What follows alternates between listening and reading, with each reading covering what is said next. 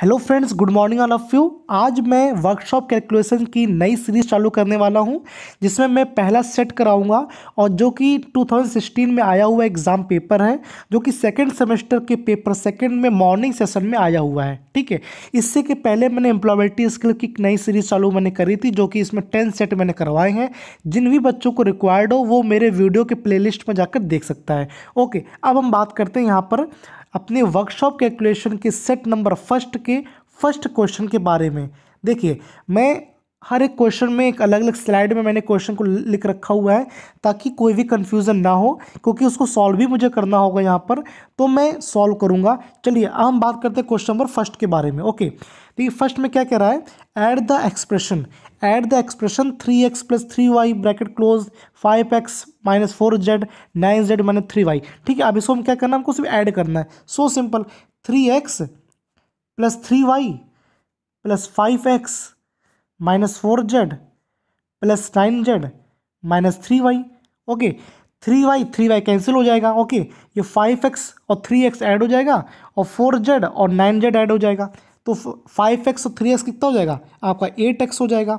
8x plus आपका 9z और -4z कितना हो जाएगा 5z हो जाएगा। तो आंसर क्या हो जाएगा आपका ए। फर्स्ट का आंसर क्या हो जाएगा बच्चों, ए। वेरी गुड, आगे बढ़ते हैं। क्वेश्चन नंबर सेकंड, देखिए क्या करना, मल्टीप्लाई करना। ओके, 2a, देखिए क्या करेंगे, देखिए मल्टीप्लाई करेंगे, 2a का मल्टीप्लाई a से करेंगे, ऐसे मल्टीप्लाई करेंगे। ठीक है, तो 2a² प्लस फिर 2a का 2b भी करेंगे, तो क्या हो जाएगा 4ab प्लस फिर ab प्लस 2b²। ठीक है, इसको इक्वल कर लेंगे, कितना हो जाएगा 2a² plus 5ab plus 2b²। Okay, तो देखिए कौन सा आंसर होगा, 2 का सी। सेकंड क्या हो जाएगा आंसर, सी। वेरी गुड, देखिए बहुत सिंपल है, देखिए ठीक है ना, बहुत सिंपल क्वेश्चन है।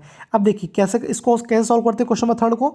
5x + 20, ठीक है, इसको सिंप्लीफाई करना है। 5x + 20 अपॉन 7x + 28, तो क्या करेंगे 5 हम लोग कॉमन ले लेंगे। ओके, 5x प्लस कितना हो जाएगा 4। ओके, ये क्या होगा 7 कॉमन ले लेंगे, x प्लस क्या हो जाएगा 4, और ये कट जाएगा, तो कितना आंसर आ जाएगा 5/7। तो क्या है थर्ड का ए, 5/7। ओके, हम बात करते हैं क्वेश्चन नंबर फोर्थ की। The formula for a + b का होल स्क्वायर। बच्चों इसमें क्या है कि जितने भी इस प्रकार के हमको जो फॉर्मूला बेस पर क्वेश्चन होते हैं, वह फार्मूला आना बहुत ज़रूरी है। ठीक है ना, तो जो a + b का होल स्क्वायर है, आपको सिंपल पता होगा क्या होगा, a² + b² + 2ab। ओके, अब देख लो कौन सा आंसर होगा, सी। फोर्थ क्या होगा, सी। वेरी गुड, आगे बढ़ते हैं।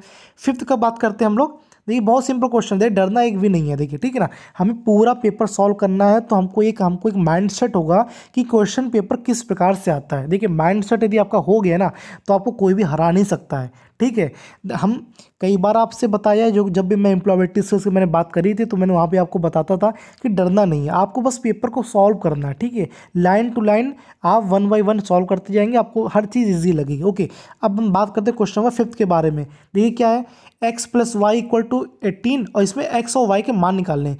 x का क्या वैल्यू होगी, y की क्या वैल्यू होगी, ये निकालना हमको। तो क्या करेंगे, x + y = क्या है 18, और उसको क्या कर देंगे, x - y = क्या है 2। ओके, y कैंसिल, तो क्या हो जाएगा 2x = 20, यानी x = कितना हो जाएगा 10। अब 10 की वैल्यू किसी में रख देंगे, किसी भी इक्वेशन में हम या वाली इक्वेशन में रख देंगे। ठीक है, तो क्या हो जाएगा x + y = 18 है, तो y = क्या हो जाएगा बच्चों 8 हो जाएगा। ओके, तो क्या आंसर हो जाएगा फिफ्थ का ए। तो कितना सिंपल है। ओके, अब हम बात करते हैं क्वेश्चन नंबर 6 की। देखिए, kelvin is the unit of, kelvin क्या टेम्परेचर में नापते हैं हम लोग। ठीक है ना, तो केल्विन किसकी यूनिट हो जाएगी, टेम्परेचर की। तो 6 का क्या हो जाएगा बच्चों, सी। ओके, वेरी गुड, देखिए कितना सिंपल है। देखिए अब देखिए 1 कैलोरी को पता है 4.2 जूल होती है। ठीक है, तो 7 का आंसर हो जाएगा सी। वेरी गुड, आगे बढ़ते हैं हम लोग। अब बात करते हैं क्वेश्चन नंबर 8 की। Which instrument is use to measure the temperature above 300 degree.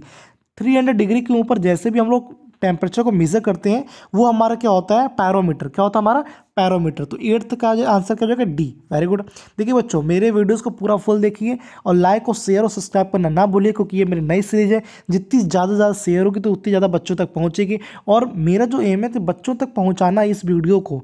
मैं चाहता हूँ कि बच्चे लोग सॉल्व करें, जो मेरे बच्चे हैं पूरे ऑल इंडिया वर्ल्ड में जो भी हैं हमारे बच्चे हैं, वो हर एक बच्चा यूज़ करे। देखिए कितने सारे वीडियोस मार्केट में अवेलेबल है, पर मैं चाहता हूँ कि आप एक बार इस वीडियोस को भी देखिए, आप कितना सिंप्लीफाई में हम आपको सॉल्व कराएंगे क्वेश्चन को। ठीक है, each and every set will be in the simply form. Okay, हम बात करते हैं क्वेश्चन नंबर 9 की।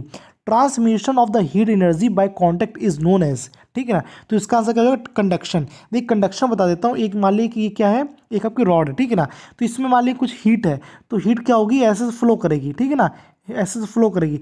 तो यानी कि क्या, रॉड के अंदर जो भी हीट फ्लो कर रही है ना यहाँ पर, ठीक है, वो हमारे क्या कहलाएगी? कंडक्शन। Okay, conduction.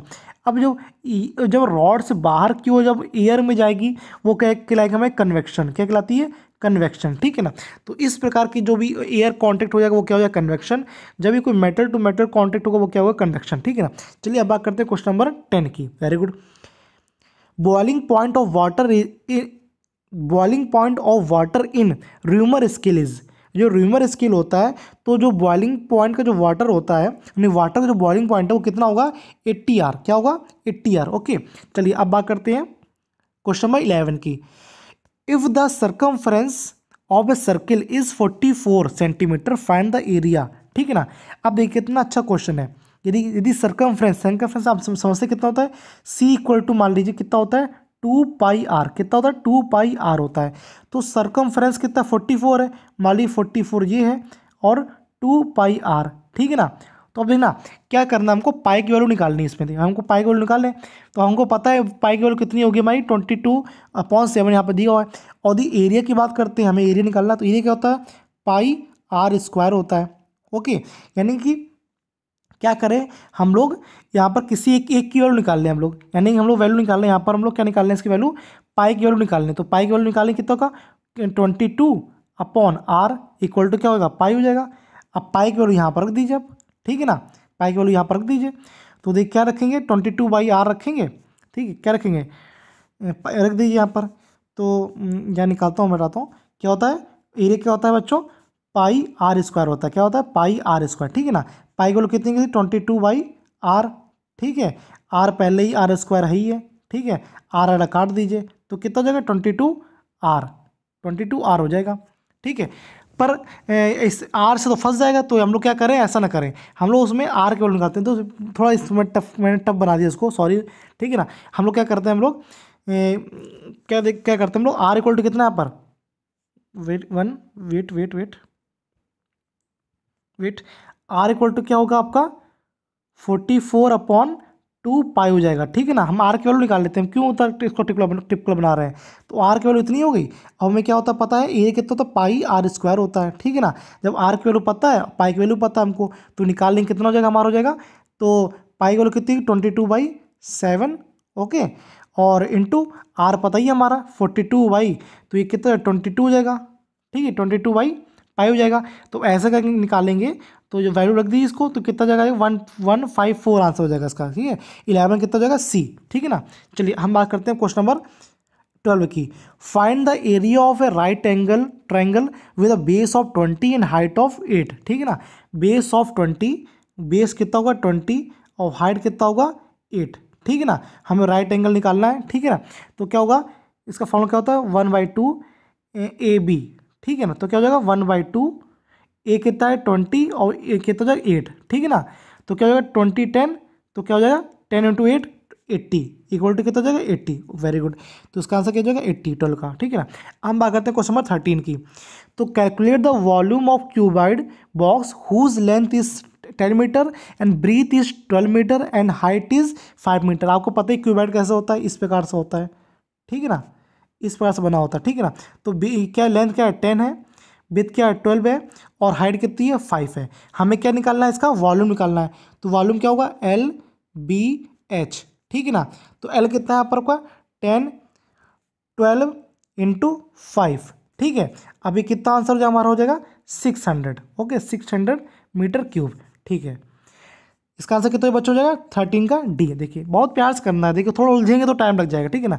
हम बात करते हैं क्वेश्चन नंबर 14 की, the formula for the total surface area of sphere, ठीक है ना। तो 14 का जो हमारा आंसर होगा, पहले हमको उसको निकाल लेते हैं कि जो हमारा टोटल सरफेस एरिया क्या होता है स्फीयर का, क्या होता है 4/r²। कितना होता है बच्चों 4/r², ठीक है। तो इसका आंसर क्या हो जाएगा डी, ठीक है। चलिए हम बात करते हैं क्वेश्चन नंबर 15 की, calculate the volume of a cylinder whose base area is 120 centimetre square and height of the cylinder is 16, ठीक है ना। तो हमें क्या निकालना है इसका वॉल्यूम ऑफ सिलेंडर, ठीक है। तो आपको पता है वॉल्यूम ऑफ सिलेंडर कितना होता है, V इक्वल टू कितना होता है πr²h, क्या होता है πr²h। तो एरिया हमारा ये हो गया और हाइट हमारी कितनी होगी, ये हो गई, ठीक है ना। तो एरिया कितना हमारा 120 इंटू कितना हो जाएगा 16, ठीक है। तो आप निकालिए कितना हो जाएगा इसका आंसर, ठीक है। जो भी होगा तो आपका 15 का आपका आंसर हो जाएगा, ओके। क्योंकि एरिया ये हो गया, एच ये हो गया, आपका निकल आएगा, ठीक है ना। अभी मैं कैलकुलेट किया नहीं इसलिए मैं बता रहा हूँ, आप लोग इस कर लीजिएगा, ठीक है ना। ओके हम बात करते हैं क्वेश्चन नंबर 16 की, unit of the resistance is, क्या होती है unit of resistance ohm, very good, ठीक है ना। अब बात करते हैं क्वेश्चन नंबर 17 की, विच वन ऑफ, क्या बात करते हैं विच वन ऑफ कंडक्टर, ठीक है ना। कंडक्टर बता दें कि कॉपर होगा आपका, स्टील होगा, एल्युमिनियम होगा, ब्रास होगा, ठीक है ना, या फिर क्या होते हैं गोल्ड होगा, ठीक है। ये क्या होते हैं कंडक्टर होते हैं, ये सब क्या होता है कंडक्टर होते हैं। हाँ अब हम बात करते हैं क्वेश्चन नंबर 18 की, which type of the current is produce from a cell or a battery, direct current, क्या डायरेक्ट करंट प्रोड्यूस होती है, ठीक है ना। Produce from a cell or a battery, direct current produce होती है। चलिए हम बात करते हैं क्वेश्चन नंबर 19 की, to measure the electric power which of the following meter is used. आपको पता है घरों में जो मीटर लगे होते हैं वो कैसे होते हैं, वाट कनेक्शन बोलते हैं, वाट मीटर लगा हुआ है। तो क्या हो जाएगा बच्चों 19 का बी, वाट मीटर।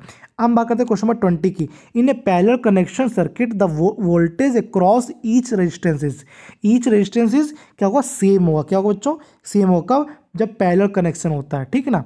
ओके हम बात करते हैं क्वेश्चन नंबर 21 की, 1/3 पाई रेडियन, क्या है इसका आंसर 1/3 पाई रेडियन है।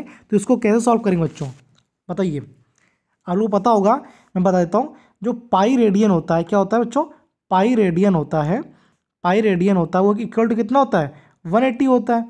ये 1/3 पूछ रहा है, 1/3 पाई रेडियन कितना जगह 180, तो आंसर कितना जगह 60 डिग्री, ठीक है ना।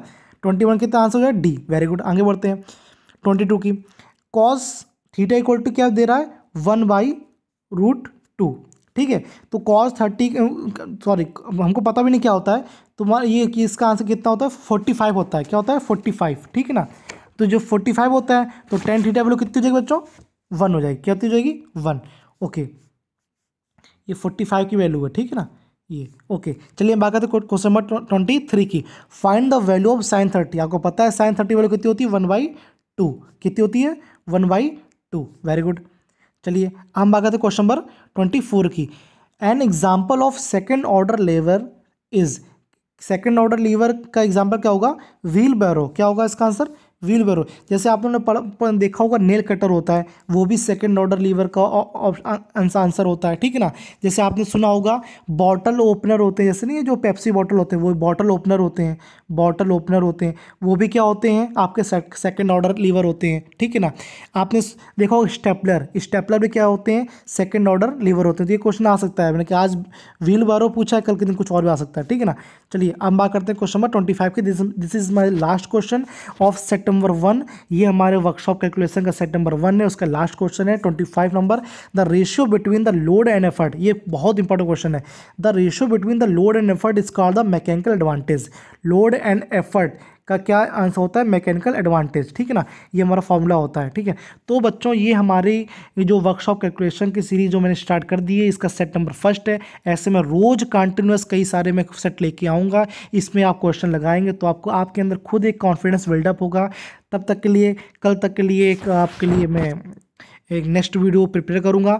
चलिए okay, thank you so much for liking my videos and sharing. Please share my video and like and also subscribe. Okay, bye, take care.